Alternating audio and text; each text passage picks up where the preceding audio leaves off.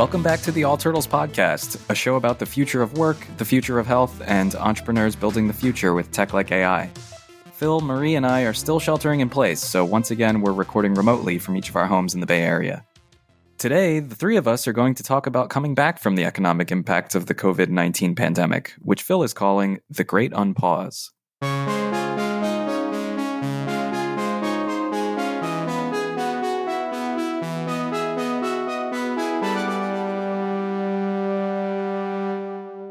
So we are joined in our respective studios these days with Marie and Phil. Phil, how's it going out there? Good. Nice to talk to you again. You too. And Marie, thanks so much for joining us. Stepping back from the producer's booth to the stage here. Where are you? Stepping in temporarily. I'm out in Pleasanton, the lovely East Bay. Yeah, it's nice and overcast right now. So feeling okay about staying inside. That's right. We had a big rainy weekend in the Bay Area. I know I just read most of the time. It felt very refreshing. Yeah, that's exactly, I think, the type of activity that feels really nice right now is just... It's kind of all we can do. You know, I've been having lots of Zoom meetings with friends and family, and there's like a collective consciousness that's being tapped into right now. And everyone is just kind of taking a break. Yeah, it's interesting too. And you mentioned the Zooms with family. Every time I talk to someone over the phone or Skype or something, all anyone can talk about is the coronavirus. And for better or for worse, this podcast today is going to be no exception. The pandemic is impacting every aspect of society, including, as we've touched upon in the last two episodes, our economy. And Phil had a really interesting post on LinkedIn that he wrote that we wanted to talk about here because we thought it was a really good way to think through this economic impact in a way that I haven't seen widely discussed elsewhere.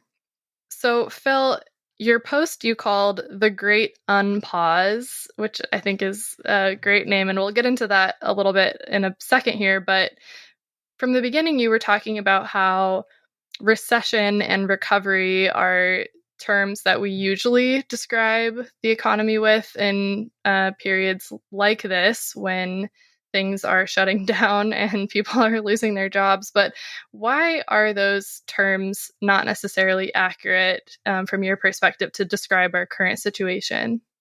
Well, I think in the first few weeks of the pandemic, what I keep feeling is happening is that people have been probably understating the health importance of this. Like I think we've had trouble as a country kind of getting to grips with just what a big deal this is from a health perspective.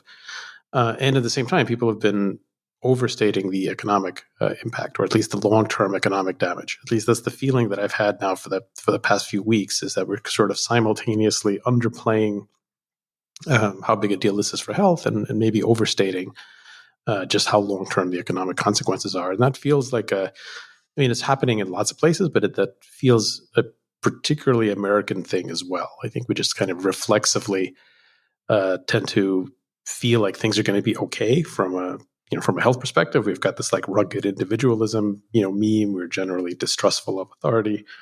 And at the same time, we have this like knee-jerk reaction towards casting everything in economic terms. So I think this has been part of what's colored our reaction right from the beginning, is people just rushing out to worry about the economy well before we've actually had the public health aspect understood. And my guess, kind of just looking at numbers, and it is just a guess. It's maybe somewhat educated guess, but that's what it is actually, well, there is no shortcut to getting the economy to be better, to return to normal. The best we can do is to do everything possible to minimize the amount of death, get through the public health crisis, and then actually the economic recovery probably isn't going to be as bad as people think it is.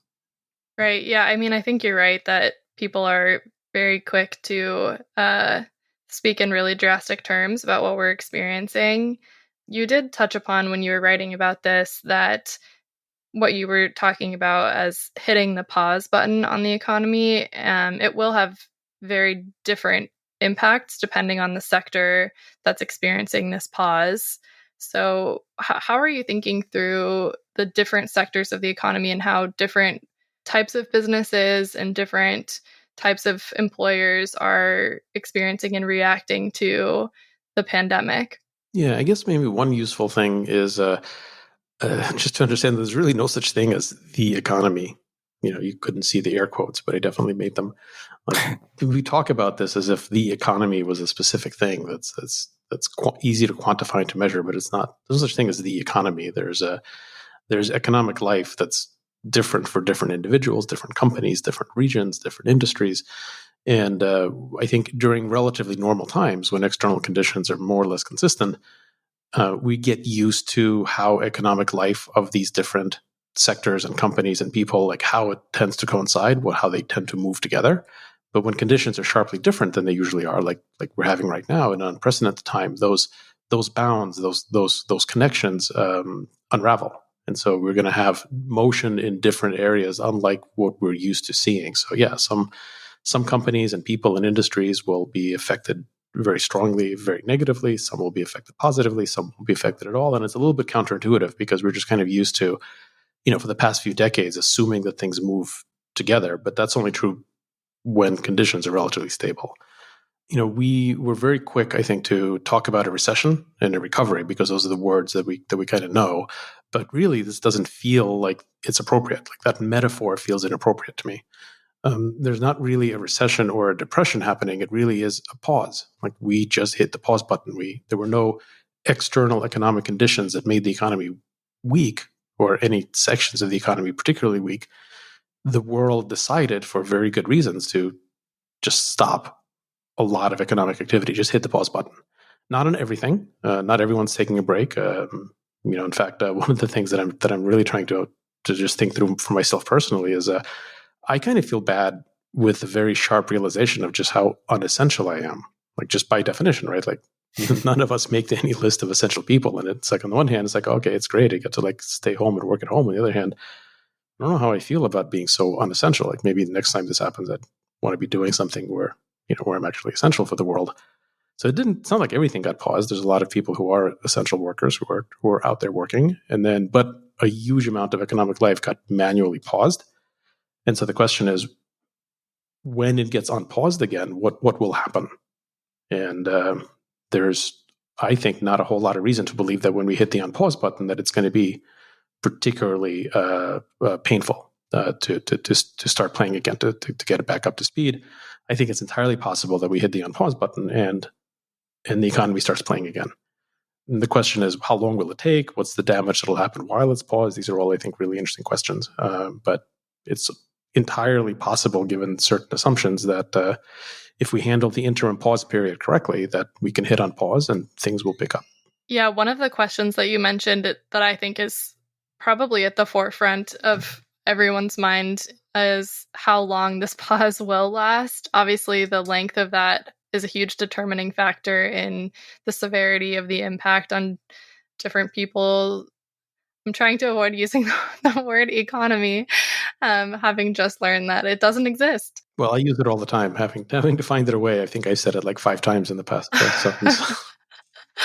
Right. So, but I guess, I wonder if, I know that you have been running a lot of different statistical models, a lot of math that I would not understand, having not taken any math classes since high school. But I barely took any as well. And actually, you would understand it better than I would.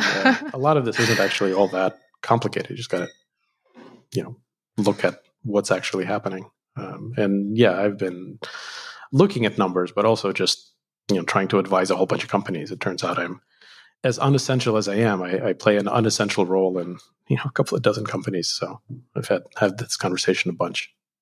Right. Yeah. And in these conversations, and as you're thinking through it, do you have predictions for how long this will last, or is it too early to say at this point? Yeah, I think it's like what we talked about maybe the last episode. I think there's this 3-phase approach, and I think we're pretty solidly out of phase 1 right now. Phase 1 was the kind of fear and paralysis stage, where no one was really doing anything. People were just trying to figure out what was happening. Not no one, obviously. I mean, the unessential among us weren't doing much of anything. I think phase 2 is what we're in now, which is how the world deals with the pandemic. And that's going to last for 4 to 18 months. which it's not going to be all the same for 4 to 18 months. It's not all of us locked in, our homes for 4 to 18 months. It's going to be, the numbers are going to peak, they're going to plateau, they're going to peak, they're going to start declining. That'll happen region by region. There'll be different waves. The various stay-at-home restrictions will get lifted and then reimposed and then lifted. It's going to be this rolling period of economic life continuing, restarting and continuing. But while the pandemic is still ongoing, and that'll take, I said originally 4 to 18 months. We're about a month into it. So, 3 to 17 months left, I think feels about right. And life is going to be different during that period than it was before, than it was, several months ago, but it's going to keep going. So certain industries will be impacted very dramatically, others less so. And then once the pandemic is more or less over, and a lot of things line up in that, roughly 12 to 18 month time frame for that ending, a vaccine, herd immunity, a whole bunch of stuff, then we have a significant additional revival where industries that have previously been really affected, being revived as well. So in my conversations with different companies, it really depends on, what business you're in. So for certain firms, things will go back to more or less normal now, like in this week, next week, in the next couple of weeks. For other firms, it may take, 12 to 18 months. But for society in general, I think we'll see this transition. But then once the unpause button is hit, it'll be hit, at different times for different industries and different companies. The question is how long will it take for the music to start playing again? And that depends a lot on, what we do while it's paused and how much damage we allow the pause to inflict. And unfortunately, the US doesn't have much of a safety net. There's plenty of countries in the world that are used to economic life stopping for, weeks at a time. And they have all sorts of, safety nets that allow that to happen. And the US really doesn't. So for a lot of the people who are paused right now, like they have no paychecks, they have nothing, no income at all. Government is stepping in to help. Is that going to be sufficient? Can they get stuff done quick in time? That we'll see. And if we were living in a more civilized country, it wouldn't be quite as big a deal to support people during a pause for a couple of months. But if we don't do that, then there may be nothing to unpause. Like the damage may be really severe when it comes time to hit the unpause button in a few months.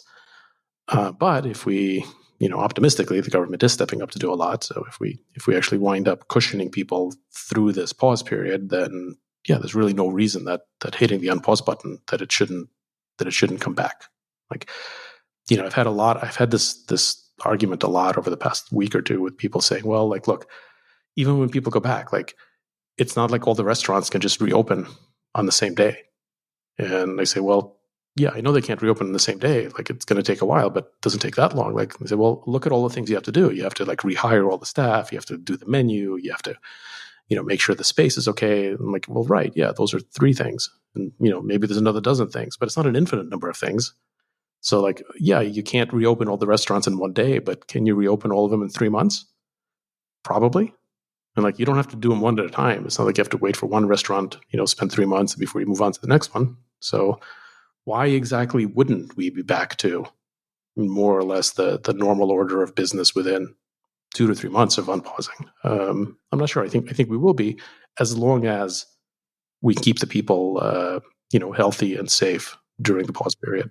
Right. And those are pretty significant caveats. I feel like or at least what you read and hear on the news on a daily basis from policymakers is like, we are facing this binary choice between letting this disease completely take over or completely strangle the economy, right. Making like every option just seem irresponsible. But for restaurants in particular, so many of them are just in somewhere of like 2 weeks away from going away in the first place.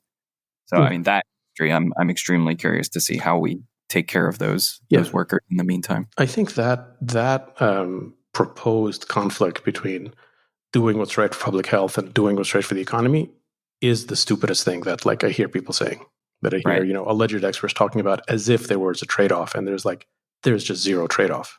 Like there is nothing that's good for quote unquote the economy that involves having millions of people die. It just doesn't exist. And it's not like people would be going out to restaurants if they hadn't been closed anyway when millions of people are dying. Like you're not. This is a complete fallacy, and I want to say it's a particularly American fallacy, not exclusively so, but we do business in lots of parts of the world. I talk to lots of people. This is a pretty American thing, like the knee jerk worrying about quote unquote the economy is. I just think it's a really poor way to shepherd the economy. It's a fallacy. The fastest way we get to going back to a strong economy is to minimize the number of people that are going to die and suffer over the next few months and fix the public health, because again, the economy is not a separate thing that exists outside of the people that participate in it. Yeah, we definitely talked about that on our last episode, just about how the future of health and the future of work are so intrinsically tied, and that bouncing back, or as you're saying, the unpausing of industry is highly dependent on the pandemic being contained and people taking it seriously, staying inside, washing hands, all of that stuff. It's really, really important that it's being taken seriously across the board and not just in cough, cough, California or particular states as opposed to nationwide, which is what we're seeing right now. So it'll be interesting to see how it develops, and as the wave sort of ebbs and flows and peaks in different places, and the reaction that local officials are having to it. Yeah, I think the important thing at this point is to, the short-term important thing is to not overload the healthcare systems. Again, there is no such thing as a place with a thriving economy that does not have functional healthcare, because all hospitals are overrun and you can't get healthcare for anything. Like that, you can't. Like there's no place in the world that's ever had a good economy while that's been going on. So the short-term thing is just to make sure that we spread out the cases, keep the healthcare system functioning. That looks like it's going relatively well so far in the U.S. It hasn't been as dire as I think it would have been had people not been staying at home. Places like New York were hit very hard. Places like California, for the most part, managed to be okay in terms of not overloading the healthcare system. But that'll only be a priority for the next, weeks. Then after that, we have to actually get smart enough to build capacity into the healthcare system so that this kind of thing doesn't happen again. But in general, as long as we take care of people's health and livelihood during the pause, I don't see why the unpause ought to be particularly problematic. And what you were talking about, the mitigating damage during this pause period and taking care of people's health and livelihood, the taking care of health piece is sort of straightforward, as what we were talking about. And the taking care of people's livelihood, I guess what you had written about in your post is that comes in the form of what you were talking about with government aid and support, and also your recommendations for businesses to not go through mass layoffs right away and not have that reaction, and to for the companies that can play a role in changing perhaps what they've been doing so that it is relevant and so that they are helping in the ways that they can with what's going on right now. There are definitely recommendations for taking care of people's livelihood that are equally as important as taking care of health. Yeah, no one should benefit from this, right? This is a time where everyone's in it really together. And so all like the priority just needs to be, once in a while, we need to come together as a species and be like, okay, like for the next couple of weeks or a couple of months, we're not going to try to like zero sum benefit off of each other. We're going to try to actually, because in the long term, like if that happens, it makes the whole response so ineffective, and then ultimately it's an existential threat to the human race. I'm not saying this pandemic is, but like we have to learn how to actually put aside zero sum thinking, even if it's only for months at a time, and get through it as a society. And if we do that, then there's literally no reason why people can't get taken care of while this is happening. Like the safety nets are not that unreasonable to think through. There's also like so much of the conversation about this feels very juvenile. I was watching some economists yesterday on CNN, I think, or maybe not, I don't remember. And there was a lot of concern about how nations were going to start defaulting on loans because there's X number of trillions of dollars of debt that the U.S. has and China has and everyone else is. Everyone is like deeply in debt, and like what happens if the economy gets shut down because nations start defaulting on debts? And I'm thinking like, well, Look, I don't know the exact stats, but my guess is the amount of debt that we owe to extraterrestrial aliens is fairly limited. Like as a percentage of GDP, most countries probably don't owe a whole lot of debt to aliens, from a different galaxy. Like the debt is held by us, right? We are in debt to ourselves as a large enough species. So there's really no reason for a whole lot of people or countries or companies to be going into default. Like everyone just needs to chill out for a few months, figure this stuff out together. But we're just not used to thinking about it like that, right? We're not used to thinking about, we're so used to thinking, for example, that the outcomes for creditors and debtors are totally separate, right? That what's good for the people that owe money is not good for the people to whom money is owed, and vice versa. And in this case, actually, no, we're actually in the same boat. Like the people who owe the debt and the people to whom the debt is owed to are actually in exactly the same boat in the grand scheme of things. And all they need to do is, not be unreasonable, which maybe sounds crazy, but actually isn't. And it's been nice to see the world, for the most part, moving in that direction. We really do not shy away from the hot takes on this podcast, and today's hot take is that most people are probably not in debt to aliens from other galaxies. So relatively few of us. Yeah, you heard that here first, and we're just going out on a limb, and we're not afraid to say it. That's right. So I think that, just to sort of sum up here, what you've been talking about is we're in this pause, we're in this tunnel, and we will eventually hit the pause button again in order to unpause everything. The music will play once more, and the best thing we can do is just mitigate the damage that happens right now to public health and to industry. Yeah, exactly. It's to no one's advantage to have certain people suffer permanent damage as a result of being paused and other people not. No one benefits that way. Therefore, the very rational thing to do is for everyone to take care of each other, not worry overly much, hit the unpause button, and let's start playing again. Before we head out for the day, we do have a listener question, which I'll read. Yeah, so this is a question that we got on Twitter from Bill. And he asked us if our at-home studios also have turtle-themed names. Oh, that's a really good question. Yeah, I love that question. I read it and I thought to claim the turtle Franklin for my own personal studio over here. Franklin, okay. I don't know if you're familiar, but Franklin was the character of some illustrated children's books in which he did things like go to school and pack his backpack and play with his friends. And I loved Franklin. So Franklin Studios is what I'm recording from here in Pleasanton, California. I'll take that. I have one. The street behind my building is Filbert. And Filbert the Turtle was a great character from a television show called Rocko's Modern Life. So I'll go with Filbert. That's a good one. I'm broadcasting from the Red Turtle Studios in the Mission District of San Francisco, which is a cartoon that I like that's been fairly recent, just a few years ago, from Japan, from one of my favorite animation studios. It's perfect. Thank you, Bill, so much. That was a great question. If anyone else listening has other questions for us, you can tweet us at AllTurtlesCo. You can also email us. And this is the first time I'm getting to say this myself. I read all the emails that go to hello@all-turtles.com. So you can email us at that email address. I will read it and I will respond to you. Thanks, John and Phil, so much. It was great to talk to you. Thanks, Marie. Thanks, John. Talk to you soon. See you guys. This podcast is a production of the All Turtles Worldwide Media Empire. It was recorded in the alarmingly traffic-free San Francisco Bay Area.